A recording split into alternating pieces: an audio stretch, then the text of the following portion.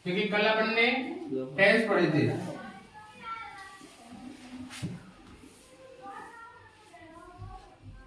और देखा था कि टेंस के कितने पार्ट होते हैं। तो टेंस को 3 भागों में बांटा गया था। पहला कौन सा था? पास्ट टेंस, दूसरा तीसरा फ्यूचर टेंस था। ठीक है, अब हमने स्टार्ट किया था कल प्रेजेंट टेंस। कौन सा? प्रेजेंट टेंस शुरुआत किया था। और प्रेजेंट टेंस में भी कौन सा था पहले? Present indefinite tense. ठीक है, प्रेजेंट टेंस और प्रेजेंट टेंस में पहला था प्रेजेंट इंडेफिनिट टेंस। ठीक है, और प्रेजेंट इंडेफिनिट टेंस के अंतर्गत अपन ने देखा था कि पहला जो सेंटेंस था वो कौन सा था? Affirmative sentence. इस अफर्मेटिव की स्पेलिंग अफर्मेटिव सेंटेंस, और हिंदी में इसको क्या कहते हैं? साधारण वाक्य। ठीक है, और साधारण वाक्य में अपन ने फॉर्मूला क्या पढ़ा था? अपन ने इसका सबसे पहले सब्जेक्ट और V1 में S या ES plus object plus other plus full stop लगाते हैं। ठीक है, अब कल मैंने आपको कोई एग्जांपल बताया था। तो पहला एग्जांपल क्या बोला था? पहला मोहन आगरा जाता है। ठीक है, यस सर।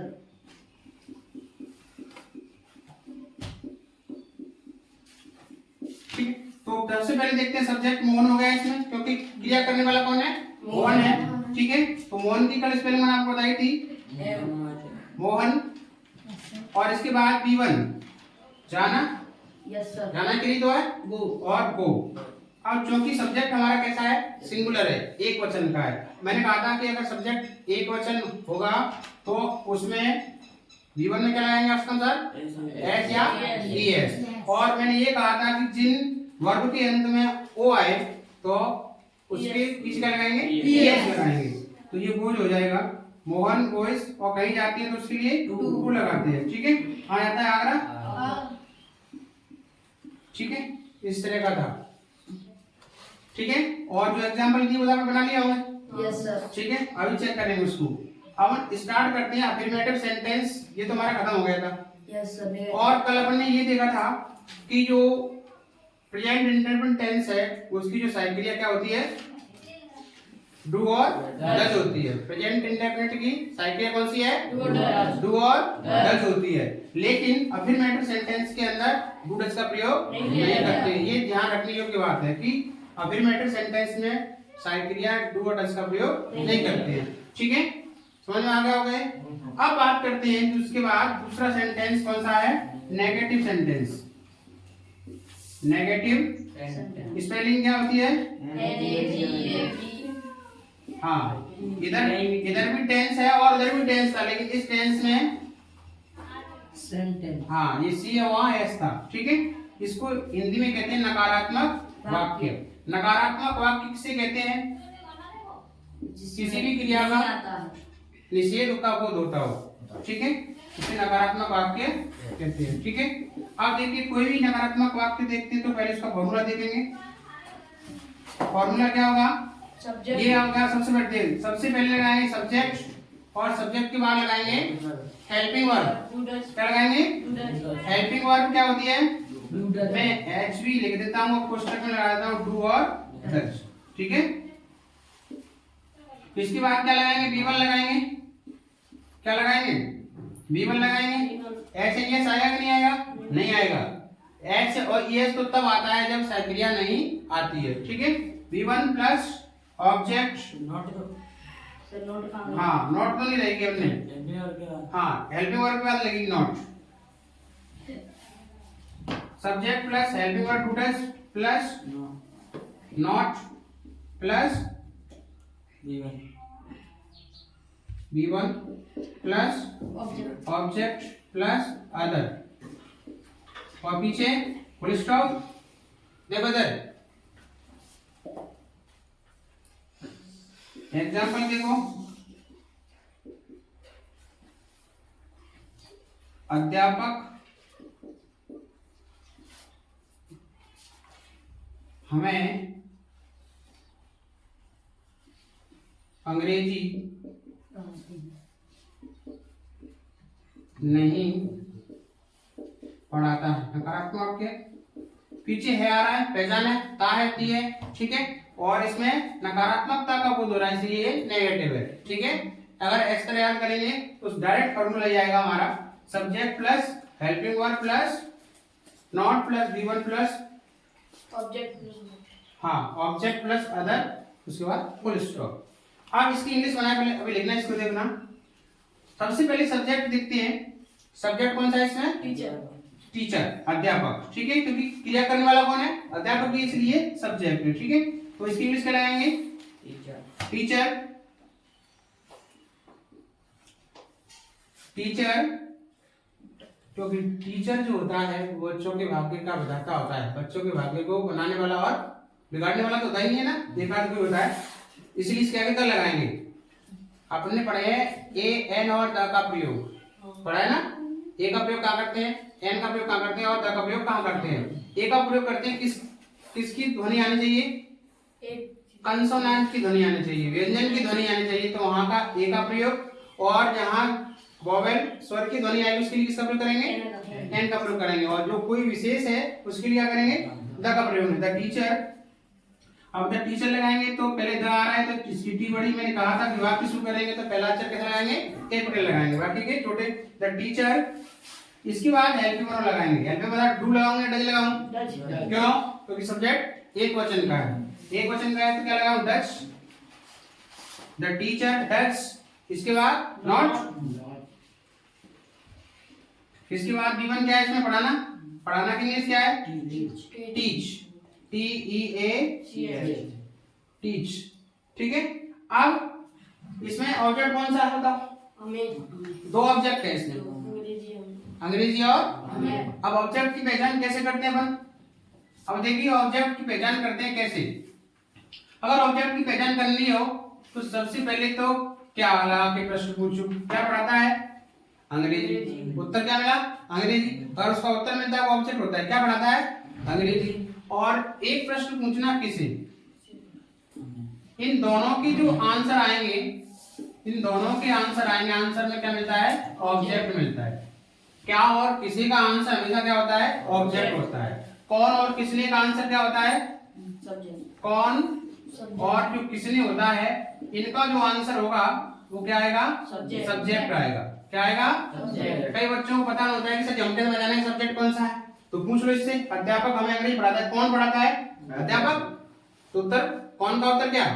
सब्जेक्ट। तो अध्यापक सब्जेक्ट हो गया। राम ने कुर्सी तोड़ी, किसने तोड़ी? राम ने। तो कर्ता कौन हो गया? राम हो गया, ठीक है। किसने का उत्तर क्या होता है? कर्ता होता है।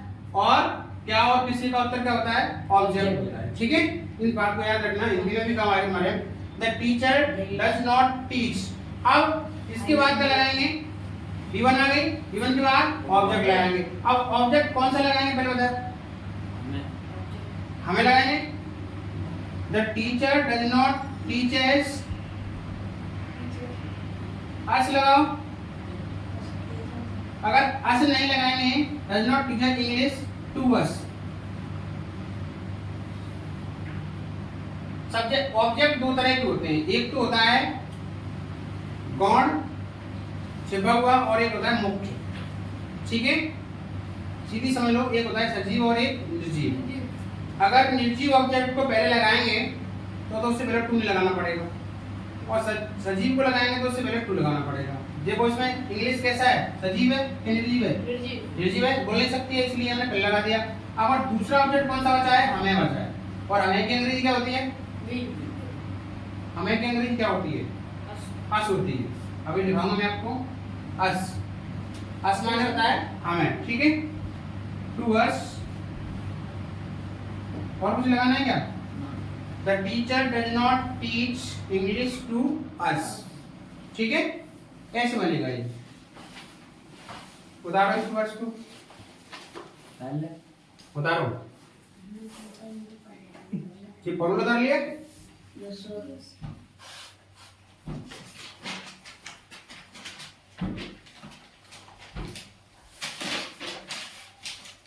इनको नहीं करना है अभी। ठीक है, लिखा दूंगा अभी इसको।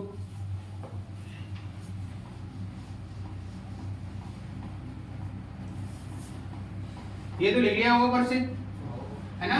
Yes, sir. अफर्मेटिव लिख गया, फॉर्मूला लिख गया, एग्जाम्पल भी हो गया, ये भी हो गया, और ये फॉर्मूला लिखो।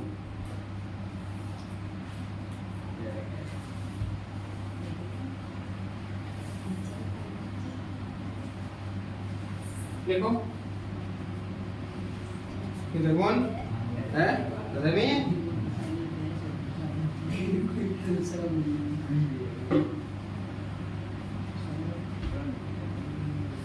लिखो लिखो।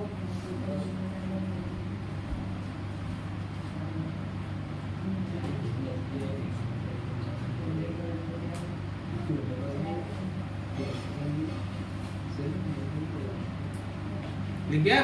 Yes, sir. चलो आगे। और एग्जाम्पल उसके देखो, दूसरा एग्जाम्पल।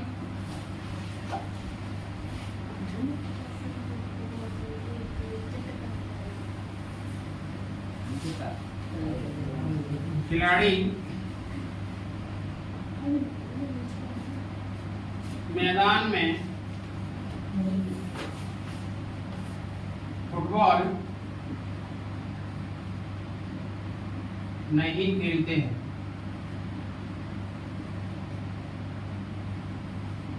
बना दोगे इसको? बनाओ।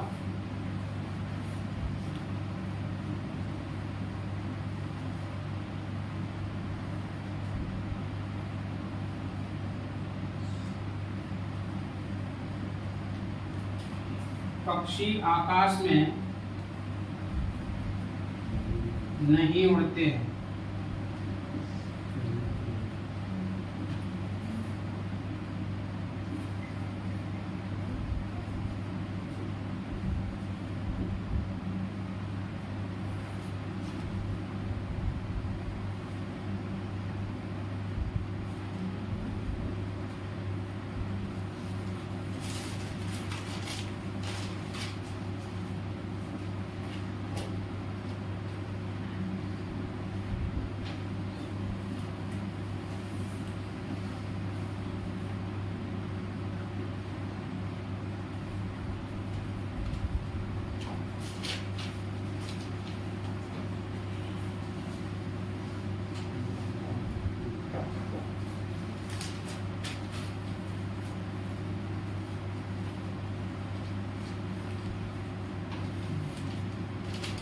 इसको मैं कर देता हूँ।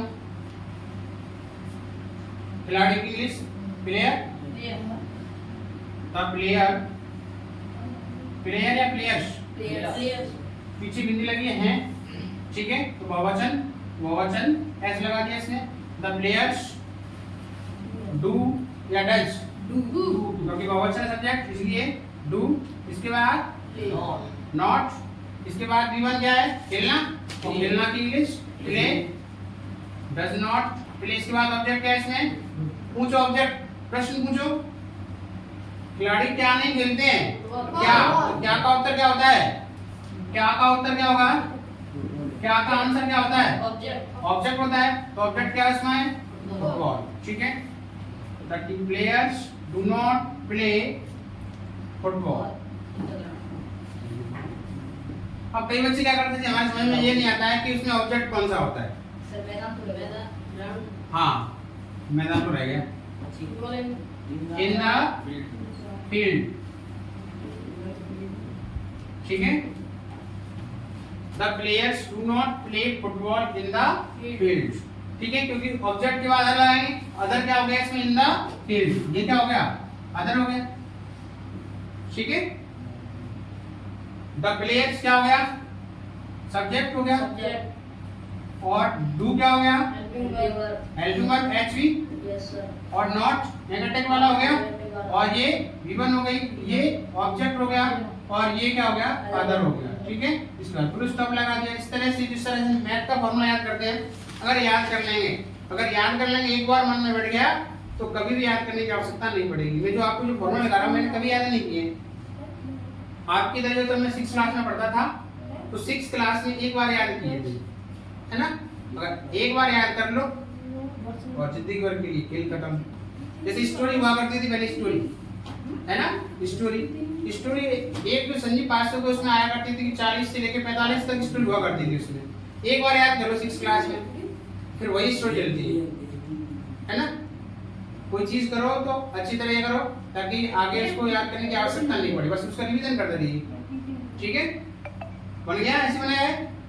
दूसरा The birds do not fly in the sky.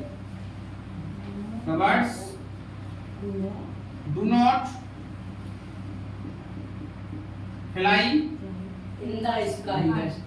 in the sky। अब देखिए कई बच्चे क्या करते हैं, ये दिख रहा है ये वाला, तुम्हें एक में ये दिखता है और एक में ये दिखता है, इनमें अंतर ही समझ में नहीं आता उनको। अंतर है दोनों में? Yes sir. क्या अंतर है? दो वाला सर खुद के लिए, खुद के लिए और ये पड़ोसी के लिए, अंदर के लिए। ये अंदर के लिए, ये प्रपोजिशन है ना। ये तो होता है सब्जेक्ट और ये वाला क्या होता है, ये इसका मतलब इन होता है के अंदर वाला। ठीक है, ये प्रीपोजिशन है, इन प्रपोजिशन है। समझ में नहीं आती है, जब मैं ये कहूंगा तो कई बच्चे कहा जाएगा आई का प्रयोग कर लेंगे, है ना। और जब मैं इसकी बात करूंगा तो इन लगा देंगे, है ना। थोड़ा कंफ्यूजन रख देना, तो कंफ्यूजन दूर। यहाँ पे जब दो मात्रा होती है तो उसका मतलब होता है सब्जेक्ट है, एक मात्रा होती है तो कोई वस्तु किसी के अंदर है। ठीक है, गाय दूध नहीं देती है, द काउ, हाँ डज क्यों लगाई, हाँ तो सब्जेक्ट सिंगुलर है, द काउ डज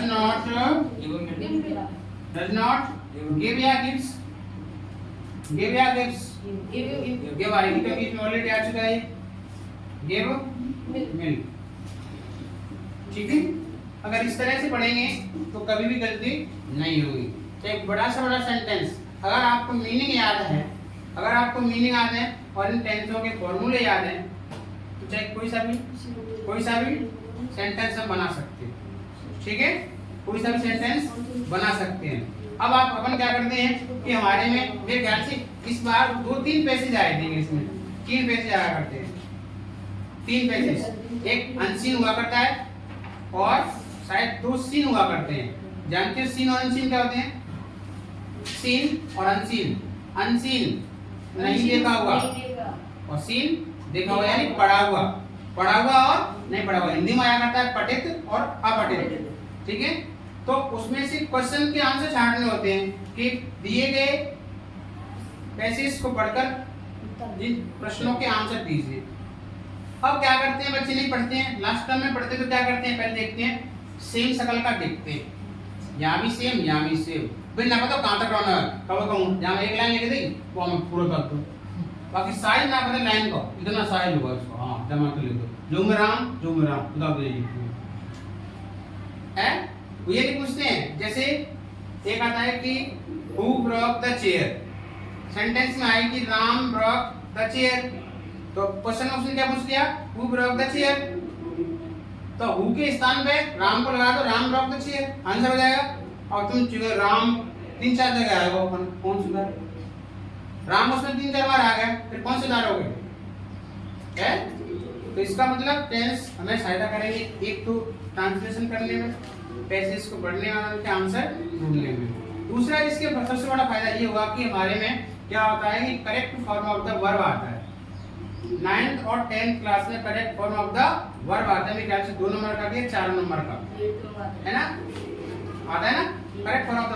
और ये तो जितने भी कंपटीशन के एग्जाम होते हैं, कंपटीशन के चाहे नवोदय का हो चाहे और किसी का भी हो, तो वहाँ तो correct form of the verb आते हैं। जब कभी भी आप कंपटीशन का एग्जाम देंगे तो वहाँ आते हैं, है ना। उसमें क्या होता है कि कुछ सब यहाँ तो हिंदी में पहचान होती है कि पीछे ता है, ती है, दे है। अब जब हमें इसका ट्रांसलेशन करना होगा हिंदी से इंग्लिश में तो कोई दिक्कत नहीं है, लेकिन सीधी टेंस आएंगे तुम्हारे में इंग्लिश की वर्ड दिया होगा, इंग्लिश का वर्ड, उन इंग्लिश वर्डों को पहचान के हमें पता करना पड़ेगा टेंस कौन सा है। इंग्लिश का वर्ड देगा, इससे ऑलवेज दिख गया आपको, WAYX ऑलवेज दिख गया। तो ऑलवेज किसको इंगित करता है? प्रेजेंट इंडेफिनिट टेंस को। ऑलवेज आपको दिख गया तो इसका मतलब कौन सा टेंस है? ये प्रेजेंट इंडेफिनिट टेंस है। फिर वो हम ता ती नहीं दिखेंगे तो कह सकते तो ये कहा था कि वाक्य के अंदर ता है ती है, इसमें तो ता ती कहीं नजर नहीं आ रहा है, इसमें तो इंग्लिश ही आ रही है। तो वहां क्या करेंगे अपन पहचान लगाएंगे प्रेजेंट इंडेफिनिट टेंस खत्म हो गया, उसके बाद दिखाएंगे कि इंग्लिश के कौन कौन से वर्ड हमें दिख जाएं जहां हमें correct form of the verb का यूज करना है, तो हमें पता चल जाएगी कि टेंस कौन सा है, प्रेजेंट इंडेफिनिट टेंस है या फिर कोई और टेंस है। ठीक है, समझ में आएगा कि नहीं आएगा? कब समझ में आएगा? जब हम उसके नियम लिखा देंगे और फिर हम घर जाकर पढ़ लेंगे। ऐसा तो है नहीं कि मैंने नियम लिखा दिए और किताब में रखे रह गए। माँ देखेंगे मतलब सब्जी तो लिखाए थे, भाई मम्मी में धरी रहेगी, है ना? क्योंकि हमारी रीड में कुछ क्वेश्चन ऐसे आए थे जो हमने पढ़े ही नहीं थे, और किताब खोल के देखी तो सीधे सीधे 4 आंसर वहीं दे आए थे। हम कह रहे ले पढ़ लेते तो कलेक्शन हो जाता है। 4 नंबर का कोई डिफरेंस ज्यादा होता है? 4 नंबर का मतलब 1 क्वेश्चन 2 नंबर का होता है, तो यानी 2 क्वेश्चन सही तो सिलेक्शन है नहीं। फिर तो इसलिए वो कहते हैं ना, काल करे सो आज करे, आज करे सो आओ। ठीक है, जितना पढ़ाया है उसको साथ साथ पढ़ते हो। ठीक है, चलो ये हो गया। समझ में आ गया भाई नेगेटिव सेंटेंस? चले ऐसा है कोई इसी समझ में नहीं आया हो? समझ में आ गया? पूछूंगा मैं अभी थोड़ी देर बाद। ठीक है, इसके बाद तीसरा सेंटेंस कौन सा है? इंटेरोगेटिव। अच्छा, समझ में किस सबकी में आ गया? Yes sir. दिव्यांश बता दो। दिव्यांश, इंटेरोगेटिव की स्पेलिंग क्या है? है? अरे अजय, इंटेरोगेटिव स्पेलिंग था?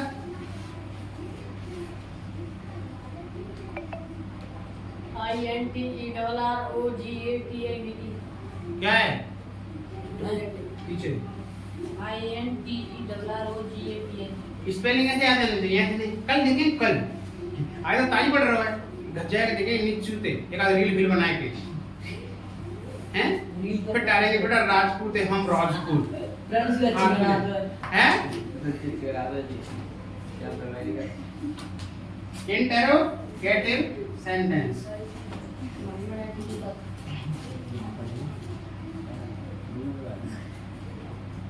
अपन पढ़ते हैं पहले सरल से कठिन की ओर। Yes, मैंने स्टार्ट तो किया था सरल से, अब धीरे धीरे करके बातें कठिन होती जाएंगी, है ना? अब मैं कर ली अगर सरल स्टार्ट कर दूं डायरेक्ट नॉट लिखो तो आदत बदल जाओगे। इंटेरोगेटिव सेंटेंस 2 तरह के होते हैं, एक तो हेल्पिंग वर्ड से स्टार्ट होने वाले और एक WH वर्ड से स्टार्ट होने वाले। जहां कहीं भी इंटेरोगेट शब्द आएगा इसका मतलब वो 2 तरह के होंगे, एक तो हेल्पिंग वर्ड से और दूसरा कहां से? WH word. तो लिखो नंबर 1 HV से शुरू होने वाले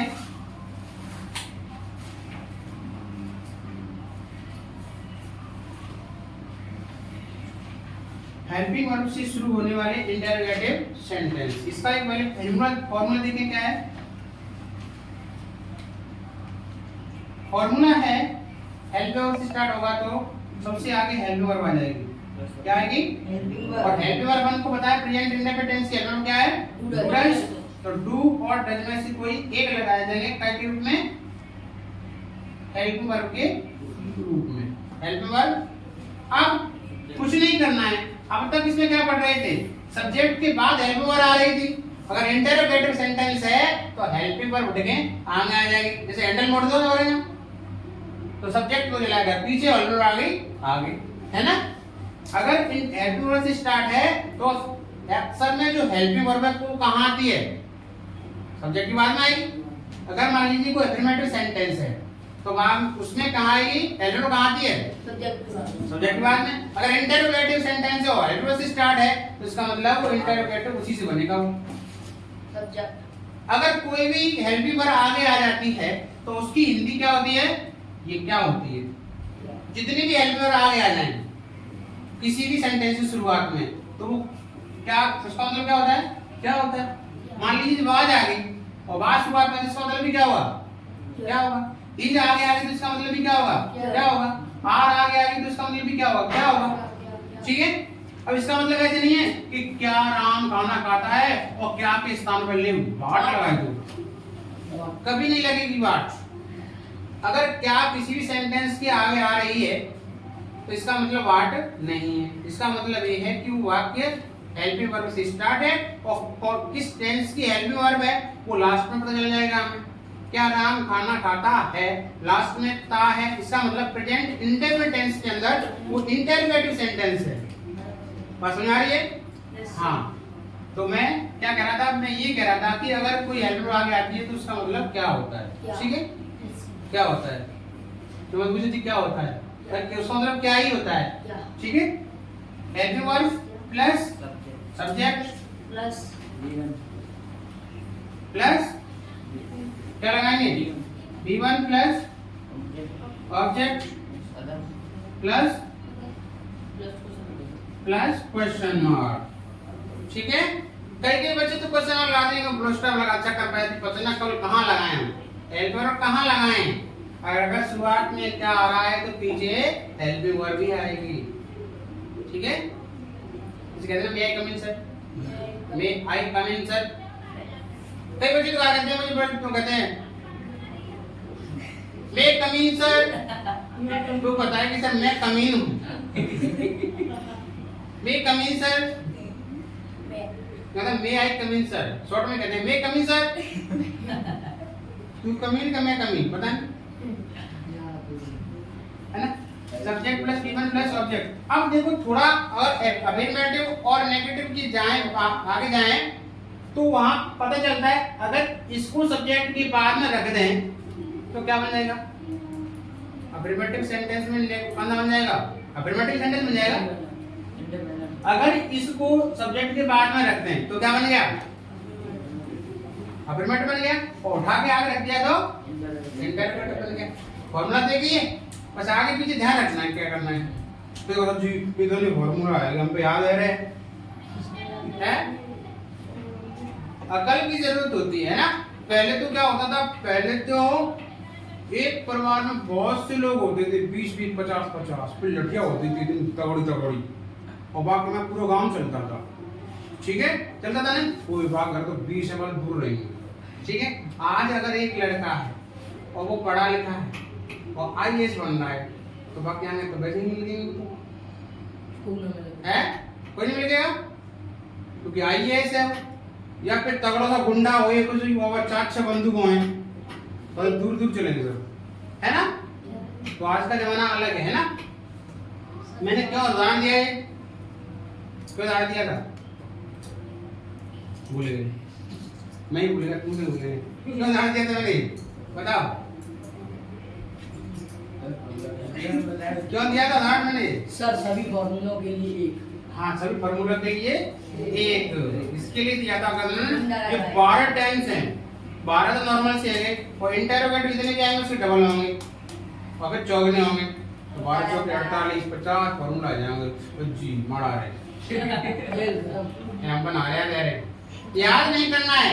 देखो क्या करना है, कुछ नहीं करना है, समझना है, एक टेंस को समझना है, फिर क्या चेंज होगा आगे, नॉट द वर्ब चेंज होगी नहीं, हेल्पिंग वर्ब चेंज होंगी, हेल्पिंग वर्ब चेंज होंगी, और भाई तो सब्जेक्ट के बाद नल होता अफर्मेटिव, आगे तो इंटरोगेटिव, ले सिंपल सी बात है बस वही वाली। फिर सर जी कहते समझ में ना आ रहा जी, एक तो समझ में आया पर एक समझ में ना आया, ठीक है? फिर नॉट एक हम लगा देंगे और बाद एक हम लगा देंगे आगे पीछे, देखना मैं लिखवाऊंगा तब।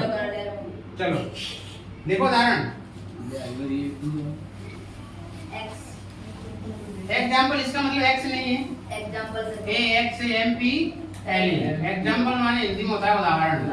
कई ने पता होगा अभी जी कॉलेज जी का चक्कर हो है, और मैंने ऐसे बनाई है तो कई तो ऐसे बनाने के लिए बुद्धि ऐसे X ऐसे नहीं थी। आपने LTC का नाम सुना है? LTC क्लर्क देखा है, बाबू देखा है स्कूल में, लोअर डिवीजन क्लर्क। एक होता है UDC, स्कूल में दो ही होते हैं, 10वीं तक का स्कूल होगा उसमें तो LDC होगा, और 12वीं तक का होगा, और जहाँ 10वीं वाली दोनों चली जाएंगे LDC UDC दोनों होंगे। ये काम क्या करते हैं, कोई डाक आती है, किसी की TC काटनी है, उसका काम करते हैं, ठीक है? एक बार ये LDC क्या है, कोई TC लेने के लिए गया, अंबाला कोई TC लेने से गया था। अब इसका काम क्या होता है, नकल करना होता है, जैसा रजिस्टर में लिखा है नकल करके आप लिख दो टीसी पे। अब इसने क्या किया, टीसी बहुत पुराने याद है, मान लीजिए मैंने 2009 में 12 किया है, मैं 12वीं की टीसी लेने जाऊं तो क्या रजिस्टर पलटेगा पोतन मानवर में। अब पलटते में क्या होगा, बाकी नीचे कोई कीड़ा मकोड़ा आया मां किया जाए तो वो पेज गंदा हो जाएगा। अब मैं लेने जाऊं तो मेरे पेज पे एक मां की मर गई नाम के ऊपर ही। अब ये एनडीसी टीसी काटेगा तो कहेगा सर जी नाम वाम सब कुछ लिख दो, बस एक मां की रह गई है, एक मां की और माननी है तो ऐसा नकल नहीं करना, दिमाग का भी यूज करना है, ठीक है। जब हम पढ़ते थे तो संजीव पासु हुआ करती थी, उसमें आंसर आ करते थे। कई बच्चे क्या करते थे, पढ़ते तो है नहीं और एग्जाम में 500 का जिम्मत ले आते पूरी है नंबर के, और जैसे मास्टरी दे हुआ तो ही नकल चालू। और एक क्वेश्चन का आंसर मैं मुख्य पाठ्य पुस्तक के में और एक अन्य महत्वपूर्ण में, दोनों में था। अब गलती के चक्कर में पढ़े तो है नहीं कभी, अब अन्य महत्वपूर्ण खुल गया उसमें, तो उसमें लिखा था कि इस उत्तर का आंसर फलाने पेज पे दिया हुआ है, वो लिखे आओ जाओ आंसर फलाने पेज पे लिखा है। तो नकल की जरूरत होती है, नकल नहीं कर, अगर अकल नहीं होगी तो नकल भी नहीं कर सकते हैं। अगर हम क्वेश्चन आंसर पढ़ेंगे तो क्या करेंगे, हमको पता है कि जाको आंसर बाप पेज पे हो तो तुरंत 1 सेकंड में ढूंढ देंगे, और पढ़ेंगे नहीं तो कुछ नहीं मिलेगा, तो बस ढूंढने थे पंडित रहिए पेज, ठीक है। क्या वह विद्यालय जाता है, क्या वह विद्यालय जाता है, देखो आगे आ गया क्या, क्या वह विद्यालय जाता है।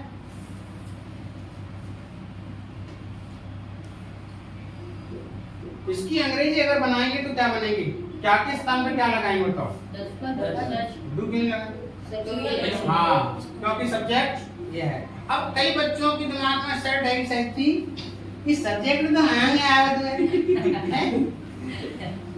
ना घर की सरकार है जैसे पेज पीछे खींच दो, जब आगे आएगा सब्जेक्ट तबा के अकॉर्डिंग क्रिया आती है, तुम आगे ले गए सब क्रिया में हेल्पिंग वर्ब को आगे ले गए और सब्जेक्ट पीछे रह गए। सब्जेक्ट कहीं भी हो क्रिया उसी के अकॉर्डिंग चेंज नहीं होगी। अरे राजस्थान का कोई मुख्यमंत्री है, चाहे वो दिल्ली में चला जाए चाहे भोपाल चला जाए, तो राजस्थान का प्रशासन उसी के अकॉर्डिंग चलेगा, चाहे भाई चाहे यहाँ पहुंचे चाहे यहाँ पहुंचे है।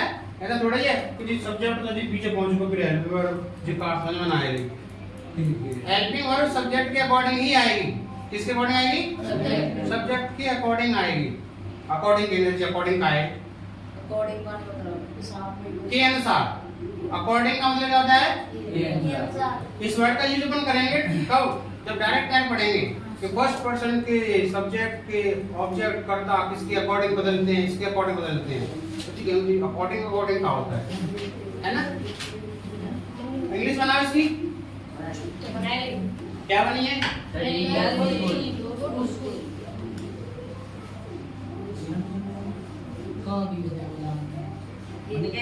बनाओ।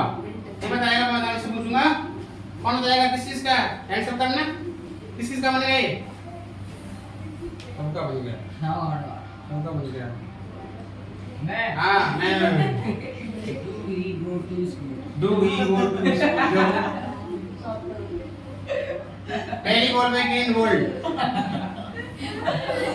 अबे टू क्यों लगाएंगे, सब्जेक्ट वह है, वह होगा मतलब एक वचन, और एक वचन तो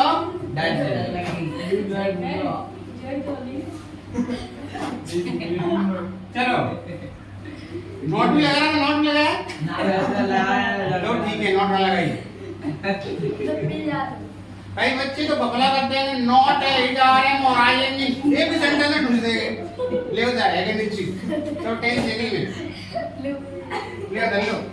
अब देखो फर्स्ट नंबर पे हेल्पर आ गई, दूसरे नंबर का सब्जेक्ट क्या है, ज्यादा मतलब है जी सर, चलो डज ही गिवन गो या going, does he go to school,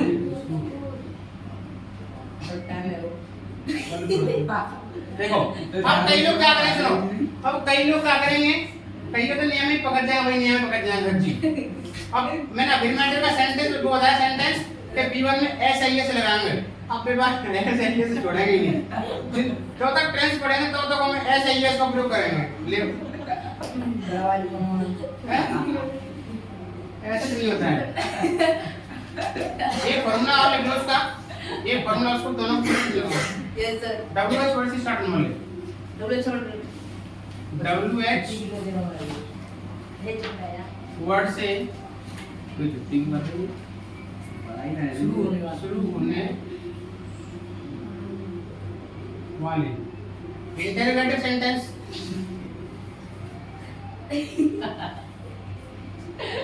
ज्यादा मत बताओ है, नुकसानदायक होता है ज्यादा हंसना। सर खून बढ़ता है हंसने से। और इतना खून नहीं बढ़ जाए तो पढ़ाई लेके जा हाँ क्या ज्यादा बढ़िया है। ओवर फ्लो है, निकालना पड़ा है। अब देखो WH वर्ड क्या होते हैं? WH वर्ड कैसे क्या है? What है, वाट है, वाज है, वर है, वेयर है, ये सारे के सारे क्या कहलाएंगे? अब ये मत कहना सच्ची, ये आ गया हाउ। सच्ची तुम कह रहे हैं WH वर्ड, ये कितने लग रहा हो तुम? HW वर्ड लग रहा है मुझे। अरे W और H कान मुझे कहीं भी आ जाए वो WH वर्ड ही कहलाएंगे, ठीक है? Question mark. WH वर्ड एक ही पढ़ाई अब देखो चलो कुछ नहीं करना है इसमें। अभी हेल्पिंग वर्ड वाला पढ़ा था ना, सर उसको सेम वही डाल दो। हेल्पिंग वर्ड, हेल्पिंग वर्ड में क्या आता था? डू और प्लस क्या आता था इसके बाद? सब्जेक्ट, और सब्जेक्ट के बाद V1 के बाद ऑब्जेक्ट के बाद अदर लगा दिया, और अदर के बाद लगा दो क्वेश्चन मार्क लगा दो, ठीक है?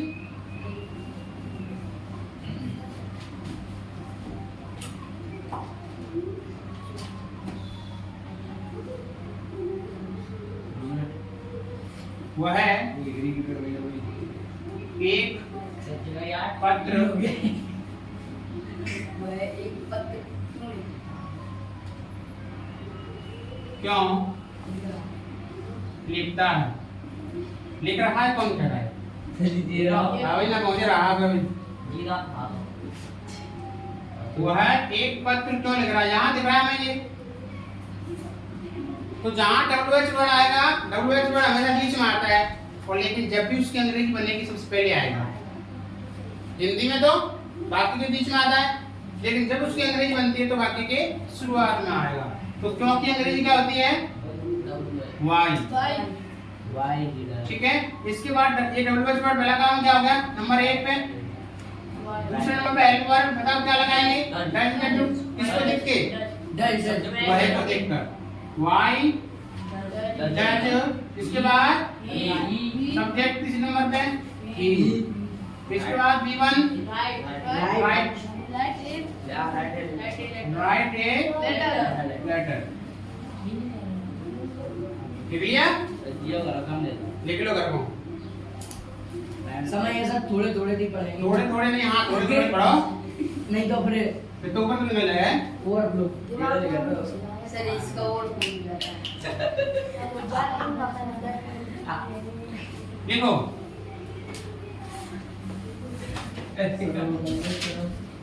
HW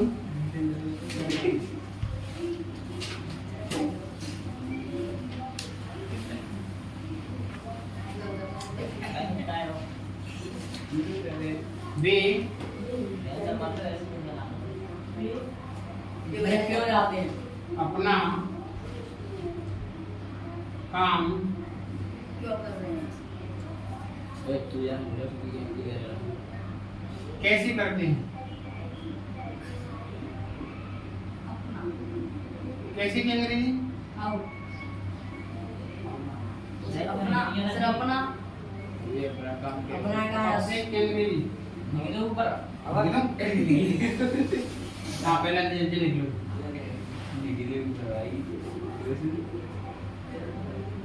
राम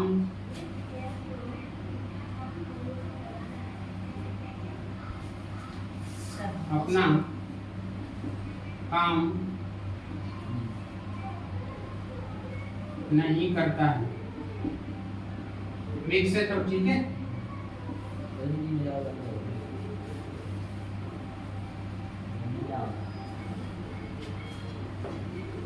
तुम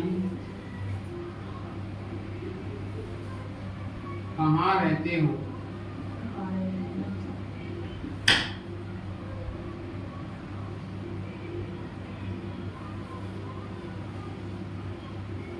सुमन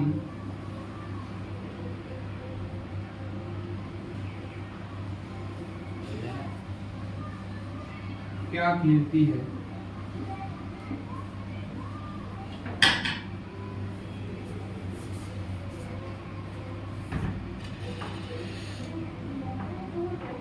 What?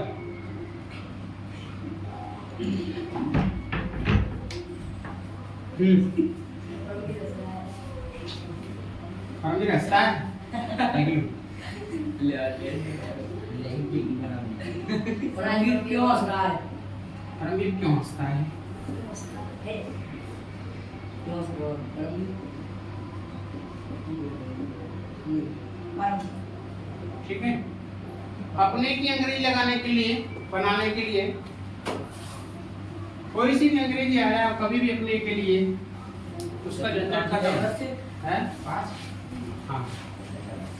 जैसे मान लीजिए ये तुम आ गया, तुमको क्या कहते हैं? यू। और इसको आप भी कहते हैं। क्या कहते हैं? आप भी कहते हैं। तुमसे बोलते हैं आप कहाँ जा रहे हो? आपका मतलब क्या है? यू ही है ना। अब इसकी अंग्रेजी अगर अपने की अंग्रेजी बनानी है तुम की, तुम अपना काम करते हो तो योर लगाएंगे। क्या की अंग्रेजी है ये? यू योर जी अपना की अंग्रेजी है। अपना और वह आ गया, अपना बनेगा। वह के लिए अपने की अंग्रेजी लगाएंगे क्या? हिज। और सर इसको लगाएंगे अगर ये पुल्लिंग है तो। और मैं अपना और वह है अगर स्त्रीलिंग है सर ई और सी का आंसर इसके लिए क्या लगाएंगे? हर लगाएंगे। सर इस सी के लिए है और ई के लिए इज। ये सी है, अगर सी ये क्या है? तो है ये है ही और ये है सी। अगर किसी लड़की का नाम है तब भी क्या आएगा? हर। और किसी लड़के का नाम है तब भी क्या आएगा? हर आएगा। और सर आई के लिए और अगर आई आ गया, आई को कहते हैं और इसके लिए अपनी क्या आएगी? माई। आई मीन माय अगर दे आ जाए, क्या आ जाए? बे दे की अंग्रेजी होती है बे, वो बे। और बे के लिए क्या लगाएंगे? देयर। अगर एक से अधिक लड़का है, एक से अधिक लड़के हैं और एक से अधिक लड़कियां हैं तब भी अपने के लिए देयर ही लगाएंगे। जैसे लड़कियां अपना काम करती है तो देयर लगाएंगे। बहुवचन में अपने के लिए क्या लगाएंगे? देयर ही लगाएंगे। क्या रह गया बताओ? वी रह गया। वी हम, और इसके अंग्रेजी क्या होगी? हम। ठीक है, बाकी कल पढ़ेंगे। इसको नोट करो।